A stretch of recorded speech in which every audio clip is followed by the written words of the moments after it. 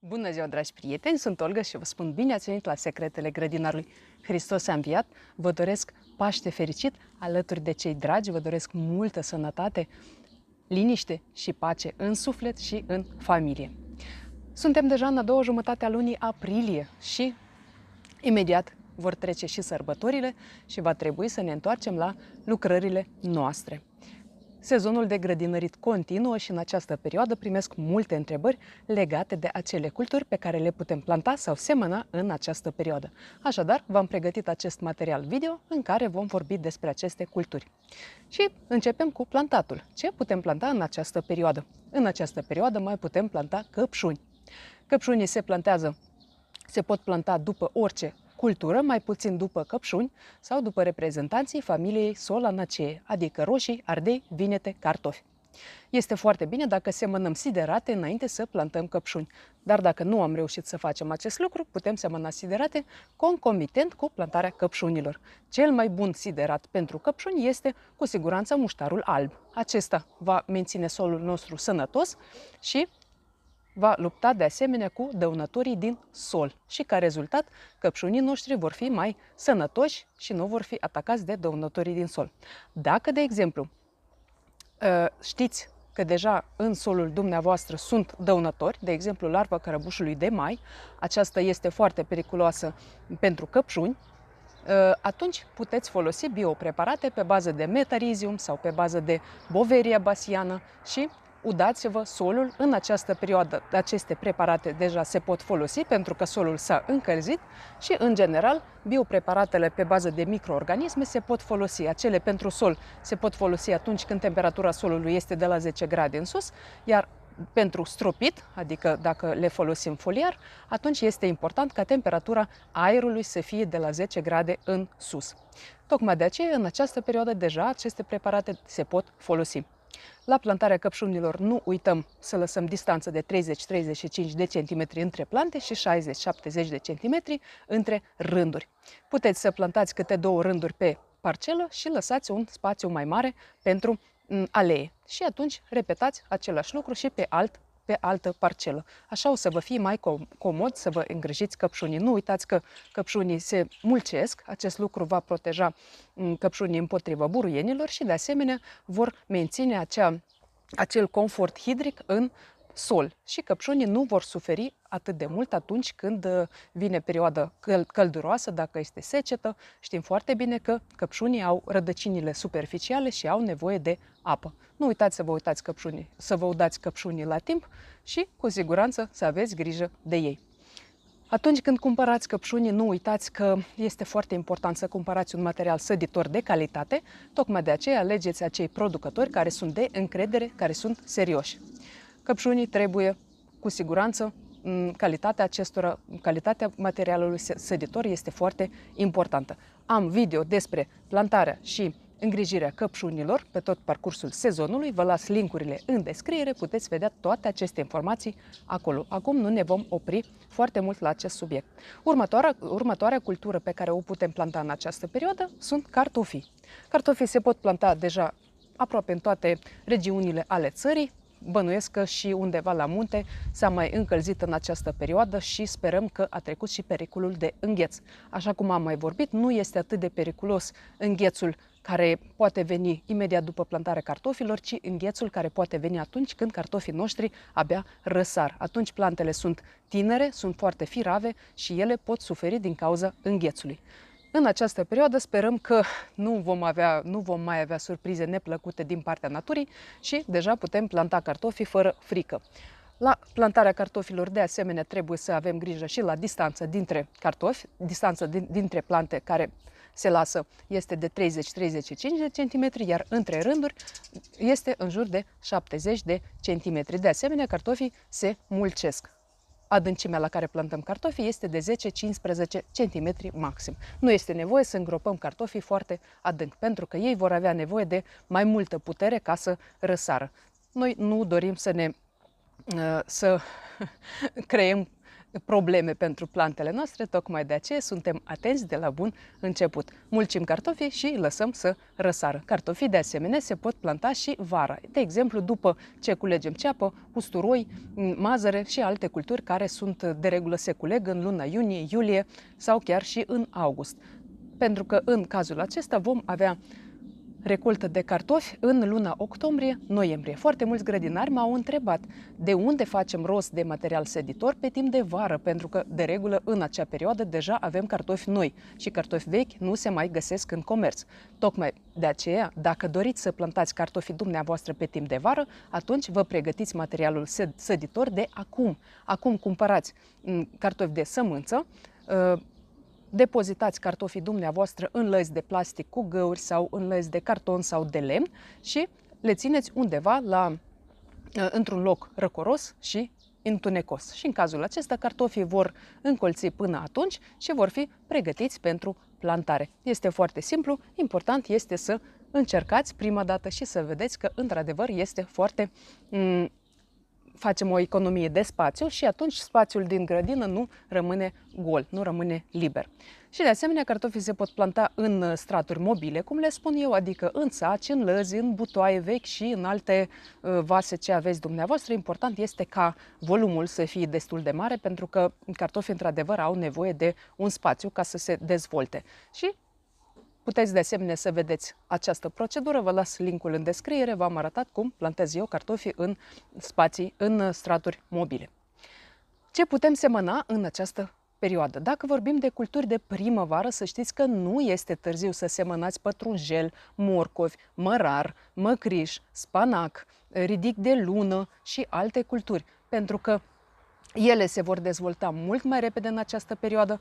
La spanac se mai întâmplă, dacă imediat după ce l-ați semănat se vor încălzi zilele foarte mult și ziua vor fi temperaturi destul de ridicate și, de exemplu, când spanacul va fi mic, deja vom avea temperaturi de 25-30 de grade, atunci, într-adevăr, există pericolul ca spanacul să înflorească de mic. Acest lucru mi s-a întâmplat într-un an, atunci cred că deja în luna aprilie am avut temperaturi destul de ridicate și spanacul mi-a înflorit de mic. A făcut câteva frunze și imediat a format flori. Dar acest lucru, iarăși mergem la risc, încercăm și vedem ce se întâmplă.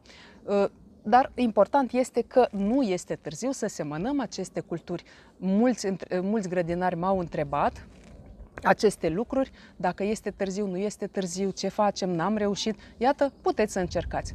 Dacă vorbim de ridic de lună, ridichile de lună în general se pot semăna la fiecare 2 săptămâni pe parcursul întregului sezon cu, atenție, cu singura condiție ca soiul pe care îl alegeți să nu fie sensibil la lungimea zilei, pentru că de regulă ridichile de lună, atunci când ziua este lungă, da, când se lungește ziua, atunci ridichile de lună pot înflori. Tocmai de aceea alegeți acele soiuri sau hibrizi care nu sunt sensibili la lungimea zilei și la căldură în general. Și așa puteți semăna la fiecare 2 săptămâni ridic de lună și să culegeți recolte pe tot parcursul sezonului. Dacă vorbim de ceapă și usturoi de primăvară, de asemenea am fost întrebată ce facem, eu n-am reușit, nu am avut timp.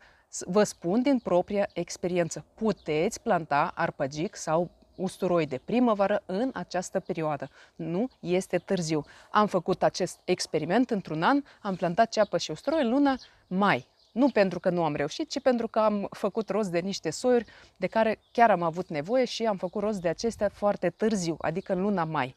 Și am spus că decât să pierd această ocazie, mai bine să plantez.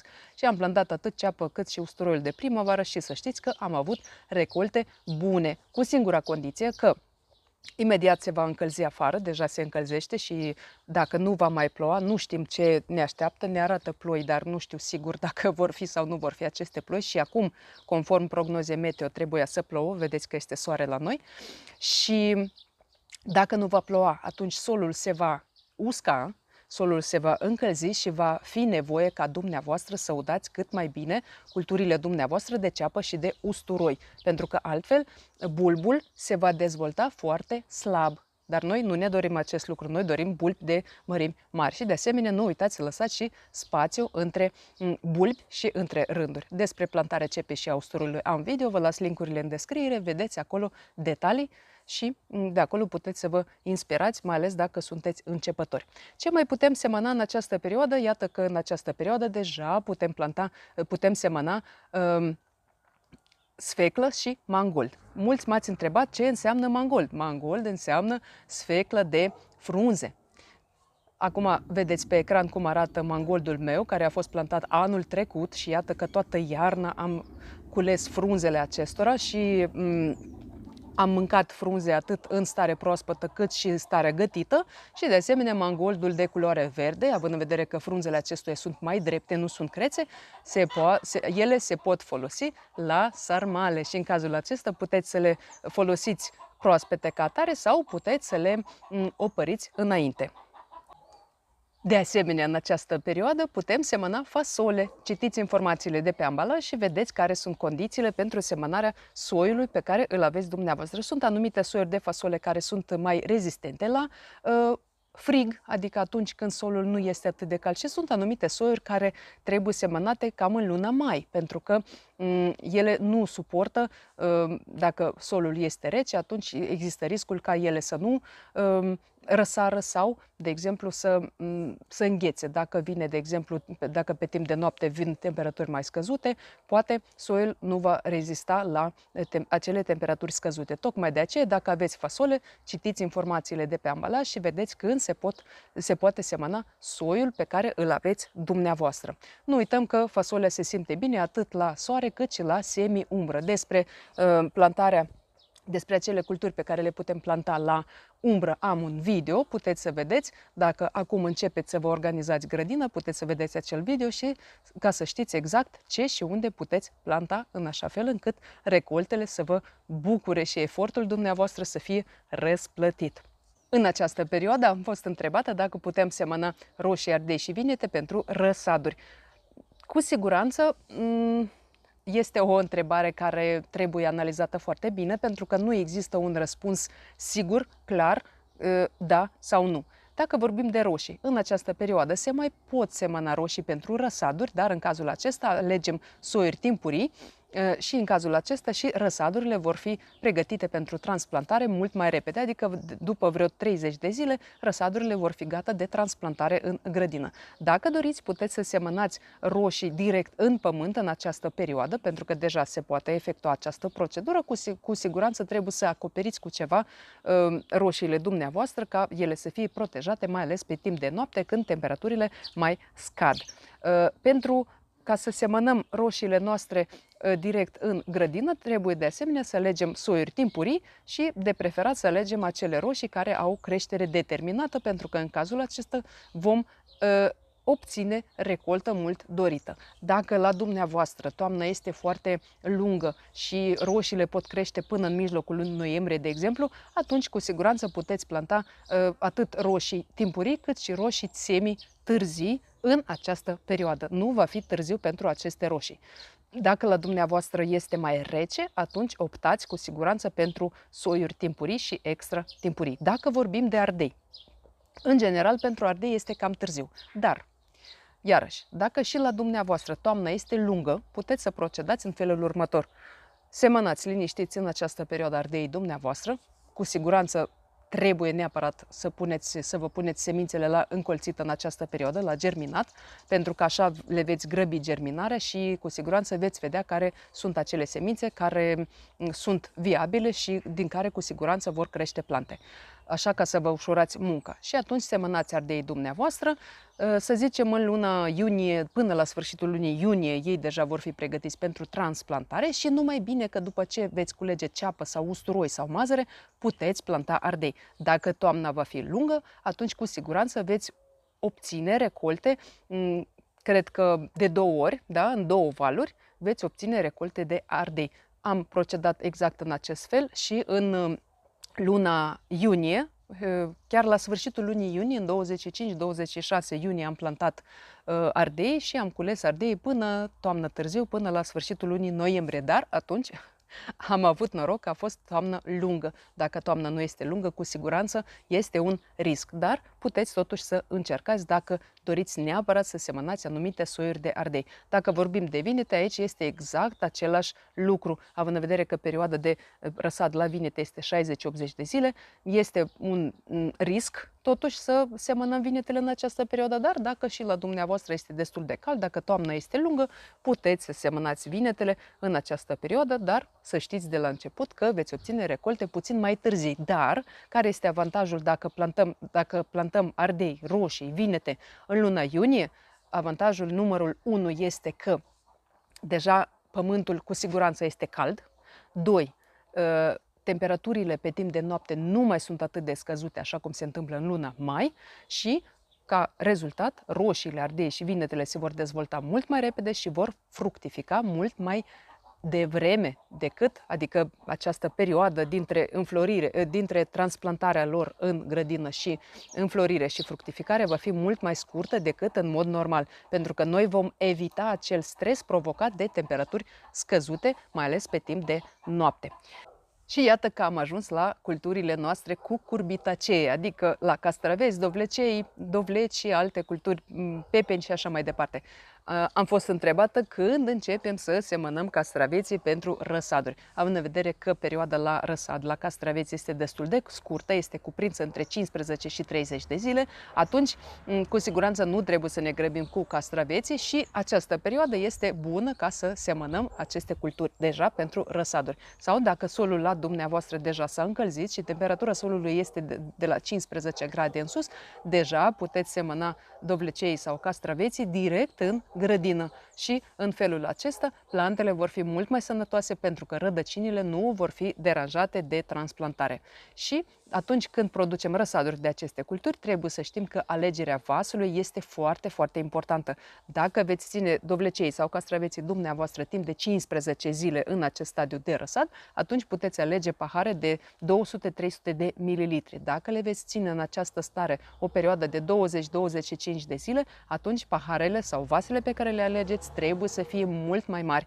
Alegeți vase de 300-500 de mililitri. Dacă veți ține răsadurile în această stare timp de o lună de zile, adică 30 de zile, atunci cu siguranță veți avea nevoie de pahare de la 500 de mililitri în sus. De preferat să aveți pahare sau găletușe sau alte vase cu un volum de 1 litru. De ce vă spun aceste lucruri? Pentru că rădăcinile culturilor cu curbitaceilor se dezvoltă foarte repede și au nevoie de spațiu. Și dacă rădăcinile sunt înghesuite și nu se simt bine, atunci acest lucru se va reflecta negativ asupra sănătății plantei și, ca rezultat, acest lucru se va reflecta negativ asupra recoltei pe care o veți obține ulterior. Tocmai de aceea trebuie să avem mare grijă atunci când semănăm dovlecei și castraveții pentru răsaduri. Aici nu procedăm ca și în cazul cu roșiile, ardei și vinetele, când începem cu pahare mici și pe urmă continuăm cu pahare mai mari, ci din start alegem un vas mai mare